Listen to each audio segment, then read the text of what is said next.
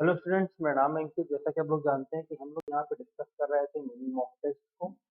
और बात करें मिनी मॉक टेस्ट की, तो आज मैं आपके सामने मिनी मॉक टेस्ट नंबर 43 लेकर आया हूँ।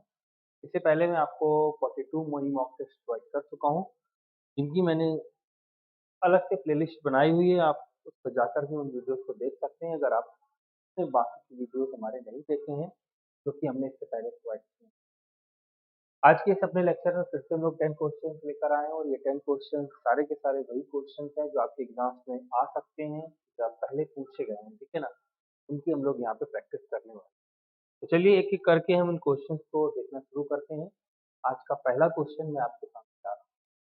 देखिए, आज का पहला क्वेश्चन जो ये लिखा हुआ है cos 20 cos 40 cos 80। ये क्वेश्चन एक्चुअल में वही क्वेश्चन है जो मैंने आपको मिनी मॉक टेस्ट नंबर 42 पे कराया हुआ था। Sine 12, sine 48, sine 54। आपने उसे ज़रूर देखा होगा। अगर आपने उसे नहीं देखा है तो जाकर देखिए, बिल्कुल वैसे ही हम इस क्वेश्चन को भी यहाँ पे बनाने वाले हैं। क्वेश्चन नंबर फर्स्ट है, लिखा हुआ है cos 20 degree into cos 40 degree into cos 80 degree. ये क्वेश्चन है। मैंने आपको बताया था कि फॉर्मूला होता है cos alpha into cos 60 minus alpha into cos 60 degree. इसका मान होता है 1/4 cos 3 अल्फा। यही चीज साइन में भी होती है, मतलब sine alpha sine 60 minus alpha sine 60 plus alpha 1/4 sine 3। ये भी फॉर्मूला होता है। बस हम क्या करने वाले हैं, यहाँ पे अल्फा की जगह आपको 20, तो यहाँ पे अपने आप 40 हो जाएगा, और यहाँ पे अपने आप कितना हो जाएगा, इसका मान हमें मिल कितना जाएगा, 1/4 cos 60। cos 60 का मान 1/2, तो 1/4 इंटू 1/2, क्वेश्चन का आंसर आ जाएगा 1/8। ये इस क्वेश्चन का राइट आंसर हो जाएगा, जो कि ऑप्शन पहले क्वेश्चन का आंसर ऑप्शन। आगे देखते हैं question number second. Second question हमारा लिखा हुआ है 3 sin inverse 2 x upon 1 minus x square minus 4 cos inverse 1 minus square plus 2 sin plus upon 1 minus x square is equal to pi. तो हमें x का मान बताना है। देखिए, आप सभी लोग जानते हैं कि जो फॉर्मूला होता है 2 tan इनवर्स x के 3 फॉर्मूले होते हैं। मैं कई बार इसके बारे में चर्चा। पहला फॉर्मूला होता है sin inverse 2x upon 1 plus x square. पहला फॉर्मूला ये होता है। दूसरा होता है cos inverse 1 minus x square upon 1 plus x square. तीसरा होता है tan inverse 2x upon 1। 2 tan inverse x के 3 फॉर्मूले हैं। देखिए, ये जो क्वेश्चन नंबर हमारा लिखा हुआ है, इसमें देखिए लिखा हुआ है 3 sin inverse 2x upon 1 minus x. ये गलत लिखा है, यहाँ पे आप माइनस की जगह प्लस करें, ठीक है ना। और जैसे ही आप ऐसा करेंगे तो ये आप देखेंगे क्या, 3 तो आगे लिखा ही लिखा है, और ये फॉर्मूला है आपका 2 tan इनवर्स x, ठीक है ना। फिर लिखा है माइनस का 4, और ब्रैकेट में फिर से वो फॉर्मूला 2 tan इनवर्स x के बाद फिर डायरेक्टली 2 लिखा है, और फिर ये 2 tan इनवर्स x का फॉर्मूला है इक्वल टू 6 डिग्री है। कितना आ जाएगा 60। तो देखिए 6 और 4 10, 10 में से 8 आपके चले जाएंगे, बचेंगे 2 tan इनवर्स x। यहाँ आ जाएगा 2 tan inverse x। tan inverse x is equal to 30, x is equal to tan 30। 30 का मान सभी को पता है 1/√3। इस क्वेश्चन का आंसर 1/√3 आपका राइट आंसर। चलिए आगे बढ़ते हैं। नेक्स्ट क्वेश्चन कह रहा है कि एक सीधी रेखा x अक्ष से 135 कोण बनाती है एवं y अक्ष को मूल बिंदु -5 दूरी पर काटती है। तो उस रेखा का समीकरण क्या है? क्वेश्चन नंबर थर्ड है। लिखा हुआ है कि एक सीधी रेखा x अक्ष से 135 अंश पर काटती है। कोण बनाती है, ये एक्सेस है, ये हमारा एक्सेस हो गया। कह रहा एक्स अक्ष से 135 कोण बनाती है। एक सीधी रेखा है, किसी भी तरह की रेखा मान लीजिए, और वाई अक्ष को -5 दूरी पर काटती है, मतलब तरीके से वो लाइन जाती है। ये डिस्टेंस आपको -5 दी, और इसकी ये एक्स अक्ष से जो ये एंगल दिया गया है वो दिया है 135 डिग्री पर 35। तो आपसे कहा गया इसे किसकी इक्वेशन निकालोगे, तो आप लोगों ने स्लोप फॉर्म पढ़ी होगी लोगों ने, y बराबर mx प्लस c, यहाँ पर m बराबर होता है tan, ठीक है ना। तो यहाँ पे थीटा की जगह हमें 135 दिया है, और ये जो c होता है इसमें ये y अक्ष पे कटा अंतःखंड या y अक्ष पर इंटरसेप्ट होता था। y अक्ष पे आपको -5 ठीक है ना, और ये थीटा हम यहाँ रख देंगे, tan 135 का मान माइनस में, ये आप यहाँ रख दीजिए, y इज इक्वल टू -5 आ जाएगा, या आप इसको इधर ले आते हैं सबको, बस y बराबर आपको 5 मिलेगा। यही इस क्वेश्चन का आंसर है, x plus y is equal to 5, यही आपका राइट आंसर। चलिए आगे बढ़ते हैं। नेक्स्ट क्वेश्चन लिखा हुआ है कि ताश की 52 पत्तों की एक गड्डी में से एक पत्ता निकाला जाता है, जिसके बादशाह या बेगम होने की चाहिए, तो इसके बादशाह या बेगम होने की परीक्षा क्या होगी। देखिए 52 पत्तों की एक गड्डी है, और एक पत्ता निकाला गया, बादशाह या बेगम एक पत्ता निकाला गया। देखिए प्रोबेबिलिटी जो होती है हमारी पीई, ये सभी को पता है कि n e upon n s, है ना। एन एस एक पत्ता निकाला जा रहा है, तो 52 C1 लिख सकते हैं या 52 लिख सकते हैं, है ना। कंडीशन क्या है कि एक बादशाह हो या एक बेगम हो, तो बादशाह हमारे पास 4 होते हैं और बेगम भी हमारे पास 4 होती है। तो इन 4 में से इन या तो बेगम हो सकती है या तो बादशाह हो सकता है, ठीक है ना। कह रहा है ना बादशाह या बेगम हो, तो टोटल 8 है हमारे पास, 4 बेगम और 4 बादशाह। तो एनी हमारा यानी जो कंडीशन से निकालते हैं वो 8 हो जाएगा, 4 से काट दीजिए, तो 4 से काटेंगे तो ऊपर 2 आ जाएगा, नीचे आ जाएगा 13, तो आंसर 2/13 यानी ऑप्शन नंबर सी करेगा। चलिए आगे बढ़ते हैं। अगला क्वेश्चन कह रहा है कि एक सिक्के को 4 बार फेंका जाता है, कम से कम एक शीर्ष आने की प्राइस क्या होगा। एक सिक्के को फेंका गया है 4 बार, देखिएगा मैं आपको एक कंडीशन बता देता हूँ कि यदि सिक्कों को n बार फेंका जाए, यदि सिक्कों को कितनी बार फेंका जाए, n बार, और आपसे ये पूछा जाए कि कम से कम एक बार, कम से कम एक बार हेड, या फिर कम से कम एक बार हेड या टेल, मतलब हेड के बारे में कहेंगे टेल आने की जो प्रोबेबिलिटी होती है पीई, वो होती है 1 - 1/2 की पावर n, जहाँ पे n का मतलब होता है कितनी बार फेंका गया है।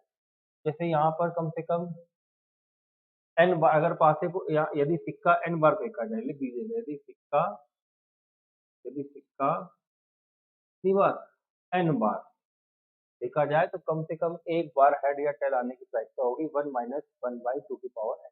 अब यहाँ फेंका गया है 4 बार, 1 - 1/2 की पावर 4, 1 - 1/16, इसको हम लिख सकते हैं 15/16, यही इसका ऑप्शन नंबर डी करेक्ट हो जाएगा, 15/16, तो 15/16 आपका राइट आंसर हो जाएगा। चलिए आगे बढ़ते हैं।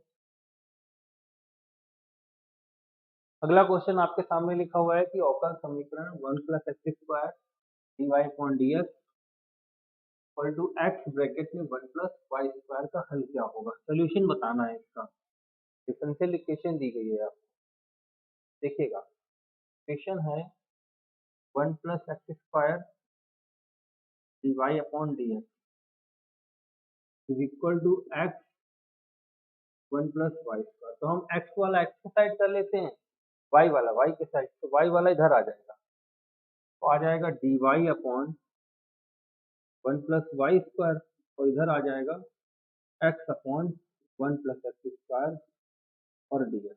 इंटीग्रेशन कर लेते हैं, ये इसका इंटीग्रेशन टेन इनवर्स हो जाएगा, tan inverse y, tan inverse y. और इसको देखो इंटीग्रेट करने के लिए इसका डिफरेंशिएट ऊपर होना चाहिए, तो 2 से 2 गुणा भाग करा,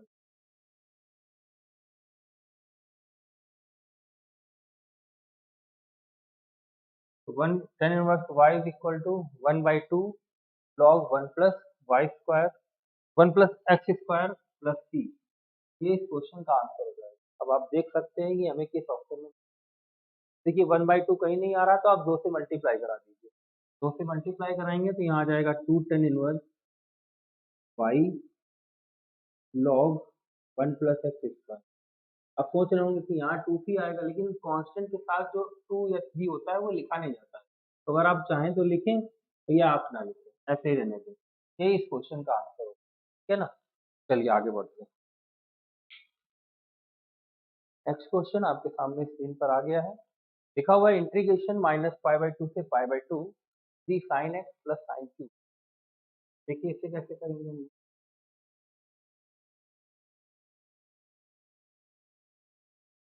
क्वेश्चन लिखा हुआ है -π/2 से π/2, -π/2 से π/2 sin x plus 3 sin x plus sin cube है, इसका इंटीग्रेशन क्या। तो आप सभी को ये पता होना चाहिए कि अगर कभी भी आपको -a से a लिमिट दी जाए और यहाँ पे f x लिखा हो और फंक्शन अगर ऑड हो, तो इसका इंटीग्रेशन शून्य होता है, और अगर फंक्शन इवन हो तो इंटीग्रेशन होता है 0 से 2, तो 0 से a एफ एक्स दिया। ये पहले भी मैं आपको बता चुका हूँ, ठीक है ना। तो अगर ये फंक्शन ऑड है, ऑड फंक्शन क्या होता है, अगर एफ एक्स और एफ माइनस एक्स, ये होता है ऑड अगर एफ एक्स दिया जाए, इसमें अगर आप एक्स की जगह माइनस एक्स रख के इसमें जोड़ दें तो मान 0 आ जाए, तो ऐसा फंक्शन इवन फंक्शन कहलाता है। अब अगर मैं एक्स की जगह माइनस एक्स रख लूँ, तो हमारा जो एफ एक्स है वो है आपका 3 sine x plus cube x, और अगर मैं माइनस एक्स रख देता हूँ यहाँ पे, तो ये हो जाएगा -3 साइन एक्स और माइनस साइन क्यूब एक्स। तो इनको जोड़ने पर यानी कि F x plus F minus x समान 0 हो जाएगा, और जब ये 0 हो जाएगा तो ये क्या हो जाएगा, 0। तो ये फंक्शन कैसा कहलाएगा, और इसलिए आंसर इसका सी हो जाएगा, सीधे 0। चलिए आगे बढ़ते हैं।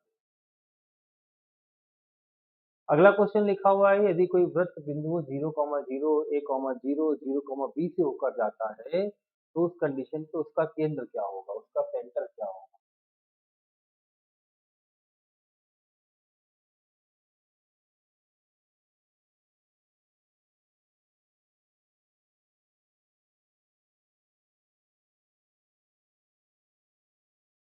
देखिए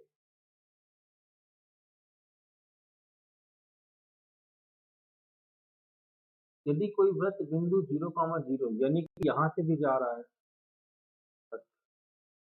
तब हम ये कह सकते हैं कि इस तरीके से नॉर्मली बनाना, ठीक है ना। और इंटरसेप्ट इस पर कहाँ का कर रहा है, 0,0 a,0 0,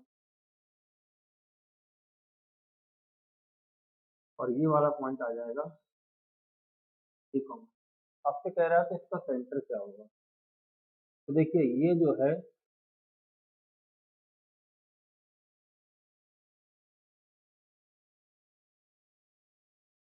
ये जो है ये इस तरीके से, ये जो होगा ना ये इसका सेंटर होगा, क्यों, क्योंकि ये एंगल 90 डिग्री है, और आप सभी को पता है कि अर्धवृत्त पर बड़ा कोण समकोण होता है। अगर देखा जाए तो ये आधे वृत्त पे कोण जो बन रहा है समकोण बन रहा है, जब आधे वृत्त ये समकोण बन रहा है तो इसका मतलब है ये आधा वृत्त है, यानी ये इसका सेंटर है। तो अगर इसका सेंटर निकालेंगे तो ये तो मध्य बिंदु होगा, तो मध्य बिंदु होता है x1 + x2/2, a + 0/2 a/2, b + 0/2 b/2, इसके जो सेंटर हैं वो a/2 b/2 हो जाएंगे, जो कि आपको सी ऑप्शन में दिख रहे हैं। चलिए आगे देखते हैं। अगला क्वेश्चन आपके सामने लिखा हुआ है कि 9 tan square theta plus 4 cot square theta का न्यूनतम मान क्या हो। अच्छा क्वेश्चन है, देखते हैं कैसे करेंगे, एग्जाम में क्या भी हुआ है। डी में भी पूछा गया है क्वेश्चन। देखिए, अगर कभी भी इस तरह का क्वेश्चन आपको दिया जाता है कि a tan square theta plus b cot square theta, ठीक है ना, इसका मिनिमम मान क्या है? इसका जो मिनिमम मान है वो है two under root a b. कितना होता है? Two under root a b, two under root a b. तो ए की जगह वहां देखिए 9 दिया है, बी की जगह 4 दिया, तो 9 इंटू फोर 36, 36 बाहर आएगा, 6 हो जाएगा, 2 छक 12। इस क्वेश्चन का आंसर 12 यानी कि 12 आपका राइट आंसर हो जाएगा, डी ऑप्शन। चलिए आगे देखते हैं। अगला लिखा हुआ है यदि p और q धनात्मक पूर्णांक है तो 1 प्लस एक्स की whole power p plus q के विस्तार में x की पावर p और x की पावर q के गुणांक क्या हो? चलिए देखते हैं। देखिए, इसको करने की कई तरीके हैं। अगर आप चाहें तो p और q का मान ले लें तो ये क्वेश्चन बहुत आसान है। कैसे? देखिए, हमसे कहा गया 1 प्लस एक्स की पावर p प्लस q में जो x की पावर p का कोफिशिएंट है और जो x की पावर q का कोफिशिएंट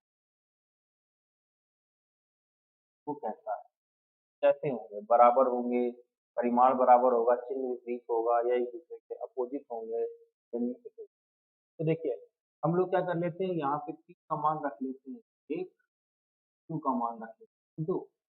जैसे ही हम a को 2 रखेंगे ये हो जाएगा 1 प्लस एक्स का होल क्यूब। 1 प्लस एक्स का होल क्यूब क्या होगा? 1 का क्यूब, एक्स का क्यूब, 3x स्क्वायर। अब देखिए, अगर हमने p का मान 1 रखा है तो हमें चाहिए x की पावर 1 का कोफिशिएंट, और अगर क्यू एक्स क्यू का मान 2 रखा है तो एक्स स्क्वायर का गुणांक चाहिए हमें। तो कितना चाहिए? एक्स स्क्वायर का गुणांक। तो एक्स की पावर 1 का गुणांक अगर आप देखें तो आपको कितना मिल रहा है? 3। इसकी जगह तो आप 3 लिख सकते हैं, कोफिशिएंट 3 आ गया, और एक्स स्क्वायर का भी कोफिशिएंट कितना है? 3। अब देखने में तो ये दोनों क्या लग रहे हैं? बराबर। इसका मतलब, और चिन्ह भी विपरीत नहीं है, चिन्ह दोनों में सेम है। इसका मतलब है इसका आंसर ए ऑप्शन हो जाएगा, और ये दोनों आपस में बराबर होंगे। ठीक है ना? चलिए आगे बढ़ते हैं। चलिए, तो ये हमारा क्वेश्चन नंबर 10 था आज का। लोगों ने आज फिर से 10 क्वेश्चन इस 43 पार्ट में देखे। कैसा लगा अब ये पार्ट जरूर हमें बताइएगा। ठीक है ना? जो बच्चे नए हैं चैनल को सब्सक्राइब जरूर कर लें। वीडियो पसंद आए तो लाइक का बटन जरूर प्रेस करें। देखिए, इसके आपको सभी को बता दूं कि हमारी वीडियोस आप यहाँ तो देख ही रहे हैं, साथ साथ आप सभी को पता होना चाहिए कि मैं अनअकैडमी पर भी पढ़ाता हूँ। वहाँ पर भी हमारी डेली क्लासेस चलती हैं। यहाँ तो मैं पढ़ा ही रहा हूँ आपको मिनी मॉक टेस्ट के जरिए। वहाँ पर मैं डेली एक्स ग्रुप के लिए 25 क्वेश्चन का मॉक टेस्ट कराता हूँ, जो आपको रात में 9 बजे होता है। इसके साथ-साथ अगर आप नेवी कोस्ट गार्ड या एयरफोर्स वाई ग्रुप की प्रिपरेशन कर रहे हैं या अर्थमेटिक पढ़ना चाहते हैं, अर्थमेटिक हर एक एग्ज़ाम में आती है, चाहे वो वाई ग्रुप का हो या नेवी कोस्ट गार्ड का हो या एसएससी जीडी वगैरह के एग्ज़ाम जैसे होते हैं। तो उन सभी एग्ज़ाम्स के लिए इम्पोर्टेंट है, वो मैं आपको सुबह 7 से 8 पढ़ाता हूँ। रीजनिंग की बात करें, रीजनिंग, अर्थमेटिक दोनों चीज़ों की क्लास फिर 8 बजे लगती है। हमारी रागा की क्लास होती है एयरफोर्स वाई वाले बच्चों के लिए। ठीक है ना?